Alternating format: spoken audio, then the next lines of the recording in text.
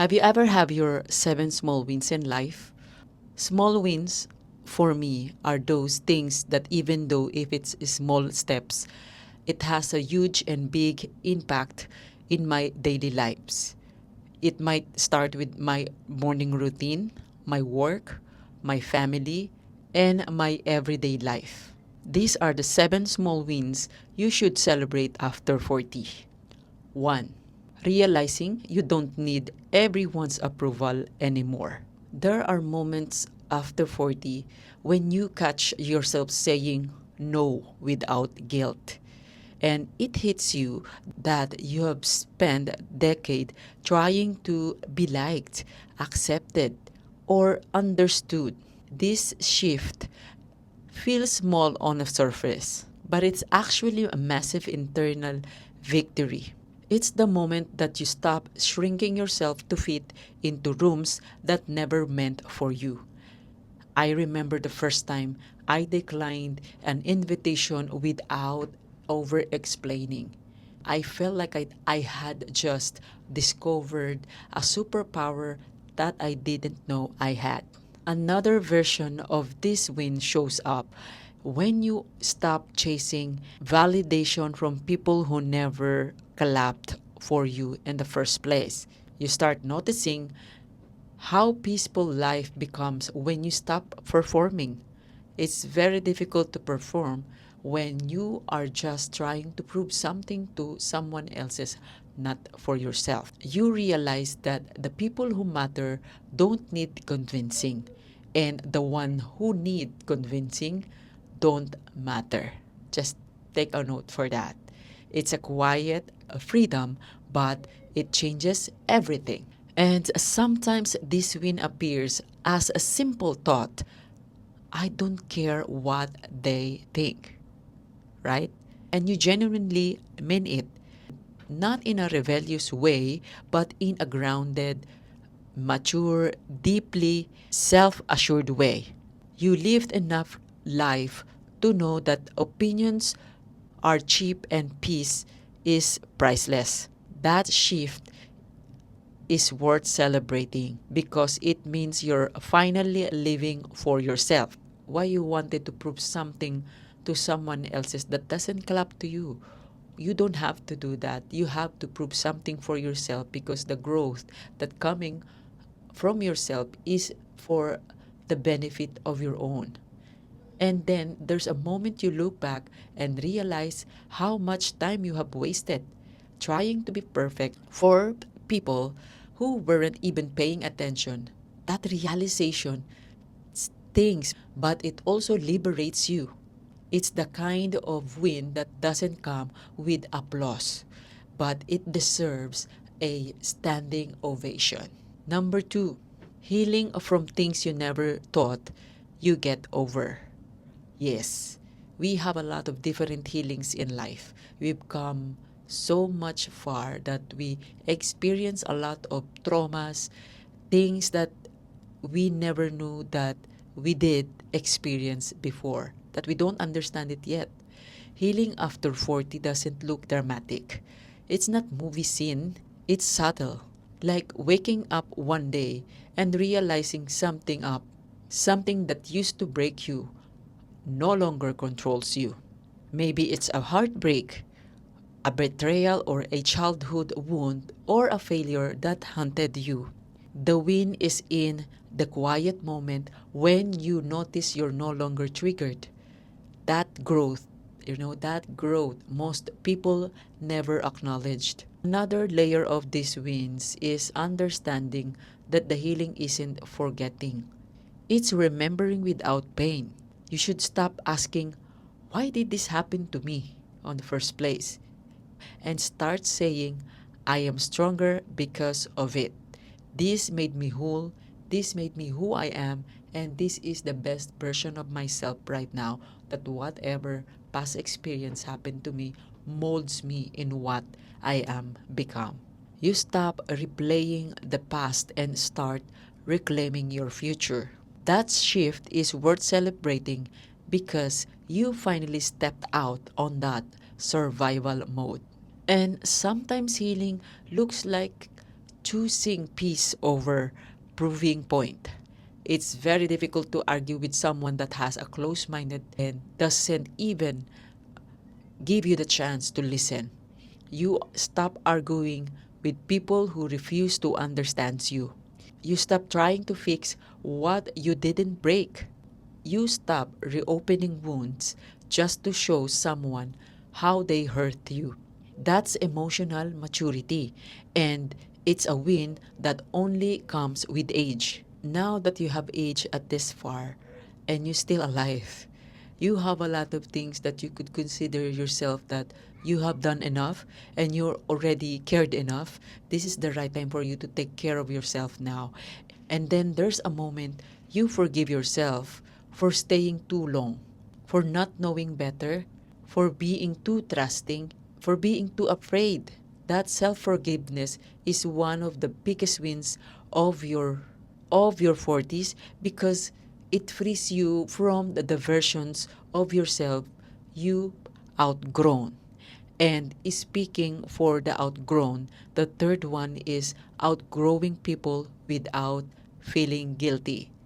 That is the best one, I think, for me. See, one of the most underrated wins after 40 is realizing that not everyone is meant to stay in your life forever, and being okay with that. You stop forcing friendships that drained you. You stop chasing people who don't reciprocate. You stop keeping connections alive out of nostalgia. You don't have to be like, because you've missed something, it brings back memories and you want to get back everything as it was. But everything's have changed. You outgrown things, person, friends, people, a place as well, because everything changed in a place that you grown out with.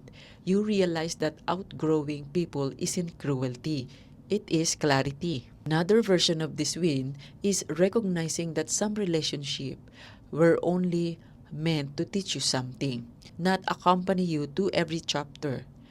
It means like every relationship, friends, relatives, colleagues, or love, it has a different paces. You love the person before because it is in the same situation, it is in the same scenario. But right after 5 years, 7 years, 10, things will change. The love that you used to have before, the the curiosity that used to have before, will keep on vanishing or keep on decreasing, because you change also. Places and location, everything has changed. Your dreams have changed. You stop blaming yourself for changing. You stop apologizing for evolving. You understand that the growth naturally creates distance, and that distance is not a failure. It's a sign of progress. And sometimes this win show ups when you look around and notice your circle is smaller but healthier. You realize also when you get older that you used to have a lot of friends. You used to have a lot of companies next to you. But when you age, you became much more choosy, much more filtered to those people who you are choosing. And you are very lucky if you have five. But for me, in this one hand, I got only like half of it or less, because first, trust, right? And I don't like drama. That's one of the things that I don't really like. But you have fewer people but deeper conversation. Less noise, more peace. Less drama, more alignment. You start valuing quality over quantity. And that shift makes your life feel lighter. And then there's a moment that you realize you don't miss certain people anymore. Yes, because we already passed the scenario, the moment, the momentum, the location, everything. As we progress, as we go walk forward and move forward, we tend to maybe forget them, don't remember them once in a while, and maybe don't remember them at all for some time. You will just remember if there is something that reminds you of them, but it's very, very, very less chances of remembering them in that way. That's a win worth celebrating, not because you are cold, but because you are healed. You've moved on, you've grown, and that's a win worth celebrating because it means you're finally choosing yourself. And connection with the choosing of yourself. The number four is taking care of your health before it becomes an emergency. After 40, choosing to take care of your body becomes a win that most people overlooked. It's not about having abs or running workout, running marathon. It's about listening to your body, respecting its limits, and giving what it needs. Like for me, I know that I have been in a workout and been outdoor person, doing a lot of activities, exercising since I'm in my 25, 20s plus and until now. It's been a while that I'm doing that, but I feel like right now I must need to do it more. It's all about listening to your body, respecting its limit, and giving what it needs. Maybe drinking more water, walking more, sleeping earlier, or finally going to the checkup you've been avoiding. These small choices add years to your life. It's like right now, for me, my sweet escape for overthinking. My mind was too much over preoccupied with a lot of things. I will go to workout. And from then, while I'm thinking at the same time, my everything that toxics that comes out from me and what's going on to me, I do it with my exercise or my workout. Another version of this win is realizing that health isn't just physical, it's a mental and emotional too. You start protecting your peace the same way you protect your phone battery, right? It's like whenever if it's full charge and you see that it needs to be charged again, you have to put it on charge and let it stay there without touching for the meantime. You stop tolerating stress disguised as responsibility. You start prioritizing rest without feeling lazy. And that's the win because it means you're finally valuing yourself. Sometimes this win shows up when you stop comparing your body to your 20-year-old self. Stop punishing yourself for aging. That's normal and inevitable. You start appreciating your body for carrying you through everything you have survived. That acceptance is a victory most people never celebrate. And then there's the moment you realize that taking care of yourself is not selfish. It's actually the best thing that you have done for you, for your family, and for everything. It's unnecessary. You can't pour from an empty cup. You can't help others if you are falling apart. That awareness is a win that transforms your entire lifestyle. Number five is starting over without shame. One of the biggest wins after 40 is realizing it's never too late to reinvent yourself. You can change careers, start a business, live a relationship, move to a new city, or learn something new. For me, my reinvention is this vlogging. I have this chance like more wider audience that I could share my wisdom, my life lesson, my experience in a more wider audience in this platform. You stop believing a lie that your best years are behind you. You understand that you're not starting from zero. You're starting from experience. Another version of this win is embracing the courage to walk away from things that no longer serves you. You should stop staying in a situation out of fear.